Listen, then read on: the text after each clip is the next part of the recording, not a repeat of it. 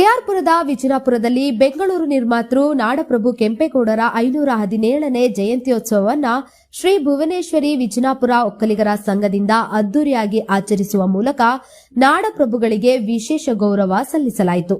ಕಾರ್ಯಕ್ರಮದ ಅಂಗವಾಗಿ ಸ್ಥಳೀಯ ಶಾಸಕ ಬಿಎ ಬಸವರಾಜಣ್ಣನವರು ಸಂಘದ ಪದಾಧಿಕಾರಿಗಳು ಹಾಗೂ ಸ್ಥಳೀಯ ಮುಖಂಡರು ನಾಡಪ್ರಭು ಕೆಂಪೇಗೌಡರ ಭಾವಚಿತ್ರಕ್ಕೆ ಹಾಗೂ ಪುತ್ಥಳಿಗೆ ಪೂಜೆ ಮತ್ತು ಪುಷ್ಪನಮನ ಸಲ್ಲಿಸುವ ಮೂಲಕ ಗೌರವ ಸಮರ್ಪಣೆ ಮಾಡಿದರು. ಶ್ರೀ ಭುವನೇಶ್ವರಿ ವಿಜಯಪುರ ಒಕ್ಕಲಿಗರ ಸಂಘದ ಅಧ್ಯಕ್ಷರು ದೂರವಾಣಿ ನಗರ ವಾರ್ಡಿನ ಜಿಬಿಎ ಚುನಾವಣೆ ಬಿಜೆಪಿ ಪಕ್ಷದ ಪ್ರಬಲ ಆಕಾಂಕ್ಷಿಯಾಗಿರುವ ಪ್ರದೀಪ್ ಗೌಡರವರ ಅಧ್ಯಕ್ಷತೆಯಲ್ಲಿ ನಡೆದ ಕಾರ್ಯಕ್ರಮದಲ್ಲಿ ಪರಿಸರ ಉಳಿಸಿ ಬೆಳೆಸಬೇಕೆಂಬ ಸಂದೇಶ ಸಾರುವ ಸಲುವಾಗಿ ಸಸಿ ನೆಡುವ ಕಾರ್ಯಕ್ರಮಕ್ಕೆ ಚಾಲನೆ ನೀಡಿದರು. ಈ ಮೂಲಕ ಅರ್ಥಪೂರ್ಣವಾಗಿ ನಾಡಪ್ರಭು ಕೆಂಪೇಗೌಡರ ಜಯಂತ್ಯೋತ್ಸವವನ್ನು ಆಚರಿಸಲಾಯಿತು. ಇದೇ ಸಂದರ್ಭದಲ್ಲಿ ಸಾವಿರಾರು ಜನಗಳಿಗೆ ಅನ್ನದಾಸೋಹ ವ್ಯವಸ್ಥೆಯನ್ನು ಕೂಡ ಮಾಡಲಾಗಿತ್ತು. ಕಾರ್ಯಕ್ರಮದಲ್ಲಿ ಮಂಡಲ ಅಧ್ಯಕ್ಷ ಮುನೇಗೌಡ, ಮಹಿಳಾ ಅಧ್ಯಕ್ಷೆ Gowramma, police inspector Satish, ward ಅಧ್ಯಕ್ಷ ರಮೇಶ್ ಗೌಡ, ಮುಖಂಡರಾದ ಗೋಪಾಲಣ್ಣ, ಎಸ್ಎಲ್ವಿ ಶೇಖರ್, ಮಲ್ಲಣ್ಣ, ಗಂಗಾಧರ್, ಗಂಗಣ್ಣ, ಶಿವಣ್ಣ, ಸಂದೀಪ್, ಅಯ್ಯಪ್ಪಗೌಡ, ಬಾಬು ಸೆಲ್ವಂ, ಎಂಎಲ್ಡಿಸಿ ಮುನಿರಾಜು, ರಮೇಶ್, ಪ್ರೇಮಗೌಡ, ಮಂಜುಳಾಗೌಡ ಮತ್ತಿತರರು ಉಪಸ್ಥಿತರಿದ್ದರು. ಏನು ಈ ಕೆಂಪೇಗೌಡ ಜಯಂತಿ 517ನೇ ಜಯಂತಿ ತುಂಬ ಸಡಗರದಿಂದ ಏನು ವಿಜಯಪುರದಲ್ಲಿ ಆಚರಿಸಲಾಯಿತು. ಇದು ಇಲ್ಲೇ ಅಲ್ಲ, ಇಡೀ ನಮ್ಮ ಬೆಂಗಳೂರಲ್ಲಿ ಅದ್ದೂರಿಯಾಗಿ ಆಚರಿಸಲಾಗುವುದು ಮತ್ತು ವಿಶೇಷವಾಗಿ ಇಲ್ಲಿ ನಮ್ಮ ವಿಜಯಪುರದಲ್ಲಿ ಅದ್ದೂರಿಯಾಗಿ ಆಚರಿಸಲಾಗಿದೆ. ಈಗ ತಾನೇ ನಮ್ಮ ಬೈರ್ತಿ ಬಸವರಾಜಣ್ಣ, ನಮ್ಮ ಎಲ್ಲರ ಜನ ಮೆಚ್ಚಿದ ನಾಯಕ, ಈಗ ತಾನೇ ಚಾಲನೆ ಕೊಟ್ಟು ಒಂದು ಪುಷ್ಪಾರ್ಚನೆ ಮಾಡಿ ಹೋಗಿದ್ದಾರೆ. ಎಲ್ಲರಿಗೂ ಒಳ್ಳೆಯದಾಗಲಿ ಅಂತ ಹೇಳ್ಬಿಟ್ಟು ಹೋಗಿದ್ದಾರೆ. ಮತ್ತು ಏನು ಒಂದು ಗಿಡ ನೆಡುವ ಕಾರ್ಯಕ್ರಮ ನಮ್ಮ ರಮೇಶ್ ಇಟ್ಟಿದ್ರು, ಅದು ಒಳ್ಳೆಯದು. ಯಾಕಂದರೆ ಹಸಿರು ಇವತ್ತು ಬೆಂಗಳೂರಲ್ಲಿ ಹಸಿರೇ ಇಲ್ಲ, ಎಲ್ಲ ಹೊಡೆದು ನಮ್ಮ ಕೆಂಪೇಗೌಡರು ಉದ್ದೇಶ ಏನಾದರೆ ಕೆರೆಗಳು ಮತ್ತು ಗಿಡಗಳು. ಯಾಕಂದರೆ ಪರಿಸರಕ್ಕೆ ಒತ್ತು ಕೊಟ್ಟಿದ್ದರು ಮತ್ತು ಕೆರೆಗಳಿಗೆ ಭಾಳ ಮುಖ್ಯವಾಗಿ ಕೆರೆಗಳಿಗೆ ಕೊಟ್ಟಿದ್ದರು. ಅದರಿಂದ ಇವತ್ತು ನಮ್ಮ ಬೆಳ್ತಿ ಬಸವರಾಜನ ಅದನ್ನು ಒಂದು ಗಿಡ ನೆಡುವ ಪರಿಸರಕ್ಕೆ ಹೆಚ್ಚಿನಾಗಿ ಒತ್ತು ಕೊಟ್ಟು ಒಂದು ಗಿಡ ನೆಡುವ ಕಾರ್ಯಕ್ರಮವಾಗಿದೆ. ಏನು ಈ ಕೆಂಪೇಗೌಡ ಜಯಂತಿ ಪ್ರಯುಕ್ತ ತುಂಬ ನಮ್ಮ ಸಂಘದ ವತಿಯಿಂದ ಎಲ್ಲ ಅದ್ದೂರಿಯಾಗಿ ನೆರವೇರಿತು. ಮತ್ತು ಬೈರ್ತಿ ಬಸವರಾಜಣ್ಣವರು ಮತ್ತು ಏನು ನಮ್ಮ ವಾರ್ಡ್ನ 18 ಜನರಲ್ ಆಗಿದೆ. ಈ ಜನರಲ್ ಆಗಿದೆ ಅಂತ ನಮ್ಮ ಸಂಘದ ಕಡೆಯಿಂದ ಏನು ನಮ್ಮವರಿಗೆ ಈ ಆದ್ಯತೆ ಕೊಡ್ರಿ ಅಂತ ನಮ್ಮ ಸಂಘದ ವತಿಯಿಂದ ಒಂದು ಮನವಿ ಮಾಡಿದ್ರು. ಆಯಿತು ಅಂತ ಒಪ್ಕೊಂಡಿದ್ದಾರೆ. ಇವತ್ತು ಏನು ಮನವಿ ಪತ್ರ ನಮ್ಮ ಸಂಘದ ವತಿಯಿಂದ ಮನವಿ ಪತ್ರವನ್ನು ಕೊಟ್ಟಿದ್ದೀರಿ. ಅವರು ವಿಶ್ವಾಸ ಮತ ವ್ಯಕ್ತಪಡಿಸಿದ್ದಾರೆ, ಕೊಡ್ತೀರಪ್ಪ ನಿಮ್ಮ ಒಂದು ಕೆಂಪೇಗೌಡ ಜಯಂತಿಗ ಪ್ರಯುಕ್ತ ನಾನೊಂದು ಇದಿರಲಿ, ನಿಮ್ಮವ್ರಿಗೆ ಸ್ವಲ್ಪ ಕೊಡ್ತೀನಿ, ಹೆಚ್ಚಿನ ಆದ್ಯತೆ ಕೊಡ್ತೀನಿ. ಯಾಕಂದರೆ ನಮ್ಮವರು ಎಲ್ಲೂ ನಮ್ಮ ಒಕ್ಕಲಿಗರು ಒಕ್ಕಲತನ ಅಂದರೆ ಏನಂದರೆ ವ್ಯವಸಾಯ ಮಾಡ್ತಾ ಇದ್ದವರು, ಅದನ್ನು ಎಲ್ಲರೂ ಒಕ್ಕಲಿಗರು ಅಂತ ಇದು ಮಾಡಿದ್ರು. ಆಮೇಲೆ ಪೆಟ್ನೇಮ್ ಅಂತ ಗೌಡ, ಆಯಿತಾ. ಅದರಿಂದ ನಮಗೆ ಆದ್ಯತೆಗಳು ಎಲ್ಲೂ ಕಡೆ ಕಮ್ಮಿ. ಜನರಲ್ಲಿದ್ದರೆ ಮಾತ್ರ ನಾವು ನಿಂತ್ಕೊಳ್ಳೋಕ್ಕಾಗೋದು, ಬೇರೆ ಯಾವುದೇ ರಿಸರ್ವ್ಗಳಿದ್ರೆ ಆಗಲ್ಲ. ಕೆಆರ್ಪುರಂ ಕ್ಷೇತ್ರದಲ್ಲಿ ಇವಾಗ ಮೊದಲು ಜಾಸ್ತಿ ಇತ್ತು, ಇವಾಗೆಲ್ಲ ಜನಸಂಖ್ಯೆಗಳು ಇದು ವಾರ್ಡು ಮೀಸಲಾತಿ ಕಮ್ಮಿ ಬಂದಿದೆ. ಅದು ಇರೋದು ಅಲ್ಪದರಲ್ಲಿ. ನಮ್ಮ ಬೈರ್ತಿ ಬಸವರಾಜನವರು ನಮ್ಮೆಲ್ಲರನ್ನು ಗುರುತಿಸಿ ಕೊಡ್ತೇನೆ ಅಂತ ವಿಶ್ವಾಸ ವ್ಯಕ್ತಪಡಿಸಿದರೆ ಅವರಿಗೆ ತುಂಬ ಧನ್ಯವಾದಗಳು. ಮತ್ತು ಏನು ಈಗ ಎಲ್ಲ ನಮ್ಮ ಬೆಂಗಳೂರಲ್ಲಿ ಆದ್ಯಂತ ಎಲ್ಲ ವಾರ್ಡ್ಗಳಲ್ಲೂ ಕೆಂಪೇಗೌಡ ಜಯಂತಿ ಅದ್ದೂರಿಯಾಗಿ ಮಾಡ್ತಾ ಇದ್ದಾರೆ.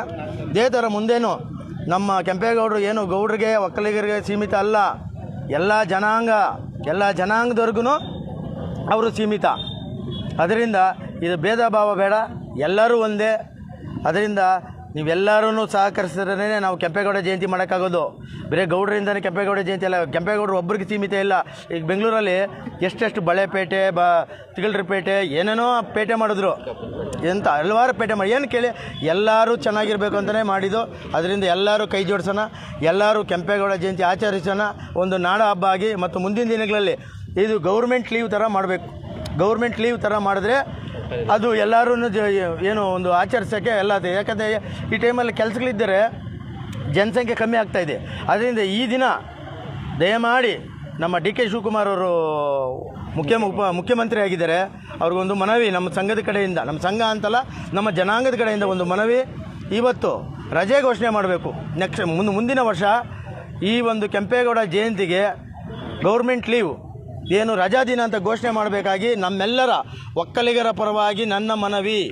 ತುಂಬು ಹೃದಯ ವಂದನೆಗಳು ಡಿ ಕೆ ಶಿವಕುಮಾರ್. ಮತ್ತು ಮೊದಲನೇಗೆ ನಮ್ಮ ಈಗ ತಾನೇ ನೆರವೇರಿಸ್ಕೊಟ್ಟಂಥ ಬೈರತಿ ಬಸವರಾಜಣ್ಣವ್ರಿಗೆ ತುಂಬು ಹೃದಯ ಧನ್ಯವಾದಗಳು. ಜೈ ಹಿಂದ್, ಜೈ ಕರ್ನಾಟಕ, ಜೈ ಕೆಂಪೇಗೌಡ. 517ನೇ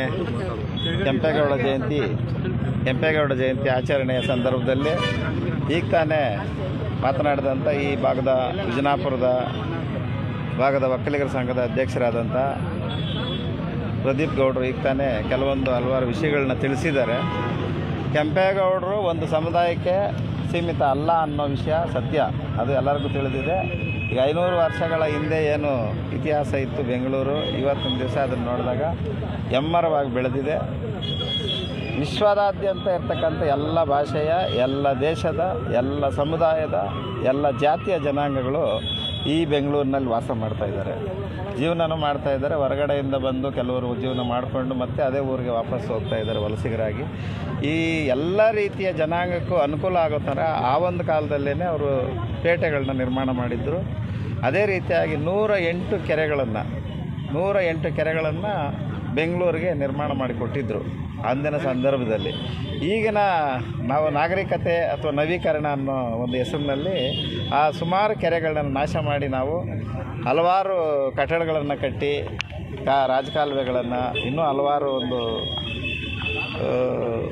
ಪರಿಸರ ನಾಶ ಆಗೋಂಥ ಕೆಲವೊಂದು ಸಂದರ್ಭದಲ್ಲಿ ಇವಾಗ ಮತ್ತೆ ಸಸಿ ನೆಡುವ ಕಾರ್ಯಕ್ರಮನ ಇಲ್ಲಿ ನಾವು ಚಾಲ್ತಿಗೆ ತಂದಿದ್ದೀವಿ. ಕೆಂಪೇಗೌಡ ಜಯಂತಿ ಎಂದು ಸಸಿ ನೆಡುವ ಕಾರ್ಯಕ್ರಮ ಅದೊಂದು ಈ ಸಾಂದರ್ಭಿಕವಾಗಿ ಯಾಕೆ ಅದನ್ನು ಸೂಚನೆ ಮಾಡಿದ್ದು ಅಂತಂದರೆ ಪರಿಸರನ ಉಳಿಸಬೇಕು ಅಂತ. ಅವತ್ತು ಅವರು 108 ಕೆರೆಗಳನ್ನ ಕಟ್ಟಿದ್ರು. ಈಗ 108 ಕೆರೆಗಳನ್ನ ಮತ್ತೆ ಮರುನಿರ್ಮಾಣ ಮಾಡೋಕ್ಕೆ ನಮ್ಮ ಹತ್ರ ಸ್ಥಳ ಇಲ್ಲ. ಅದಕ್ಕಾಗಿ ಉಳಿದಿರ್ತಕ್ಕಂಥ ಸ್ಥಳದಲ್ಲಿ ಗಿಡ ಮರ ನೆಟ್ಟು ಸಸಿ ಬೆಳೆಸಿ ನಮ್ಮ ಪರಿಸರನ ಸಂರಕ್ಷಣೆ ಮಾಡಿ ಈಗಿರ್ತಕ್ಕಂಥ ಅಂತರ್ಜಲನ ಹೆಚ್ಚಿಸ್ಕೊಂಡು ಈಗಿರ್ತಕ್ಕಂಥ ಜನಕ್ಕೆ ಸಮೃದ್ಧಿಯಾಗಿ ನೀರನ್ನು, ಬೆಳೆನ, ಸಾಕಷ್ಟು ಜೀವನ ಸಂತೋಷವಾಗಿ ನೆರವೇರೋ ಹಾಗೆ ನಾವೆಲ್ಲ ಸೇರಿ ಶ್ರಮಪಟ್ಟರೆ ಆ ಒಂದು ಕೊಡುಗೆನೇ ನಾವು ಕೆಂಪೇಗೌಡರಿಗೆ ಕೊಡ್ತಕ್ಕಂಥ ಕೊಡುಗೆ.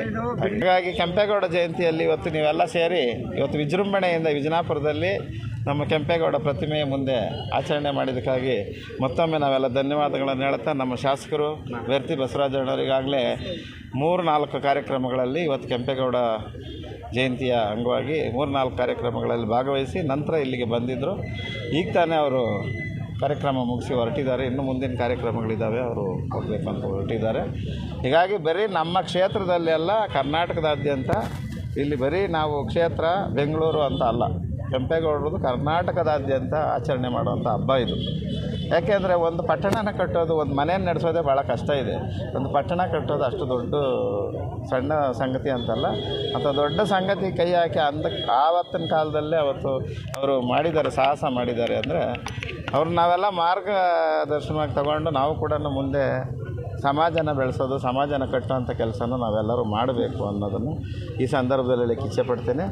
ಮತ್ತು ಈ ವಾರ್ಡನ ವಿಷಯವಾಗಿ ಹೇಳಿದಾಗ, ಯಾಕೆಂದರೆ 33% OBCಗೆ, SC/STಗೆ ಮತ್ತು ಜನರಲ್ ಕ್ಯಾಟಗಿರಿಯಲ್ಲೂ ಕೂಡ ಬರೀ ಒಕ್ಕಲಿಗರು ಮಾತ್ರ ಇಲ್ಲ, ರೆಡ್ಡಿಸ್ ಇದ್ದಾರೆ, ಬಲ್ಜಿಗಾಸ್ ಇದ್ದಾರೆ, ಇನ್ನೂ ಕೆಲವೊಂದು ಜಾತಿಗಳೆಲ್ಲ ಸೇರ್ಪಡೆ ಆಗಿದೆ. ಆ 33%ಅಲ್ಲೇ ಅವರೆಲ್ಲ ಪಾಲು ಹೋದ್ಮೇಲೆ ನಮಗೆ ಉಳಿಬೇಕು.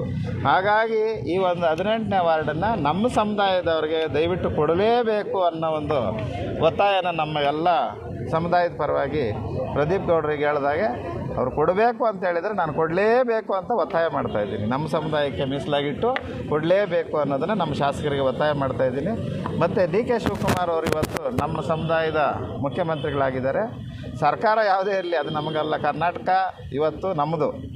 ಕರ್ನಾಟಕದಿಂದ ಅವರು ಮುಖ್ಯಮಂತ್ರಿ ಆಗಿದ್ದಾರೆ.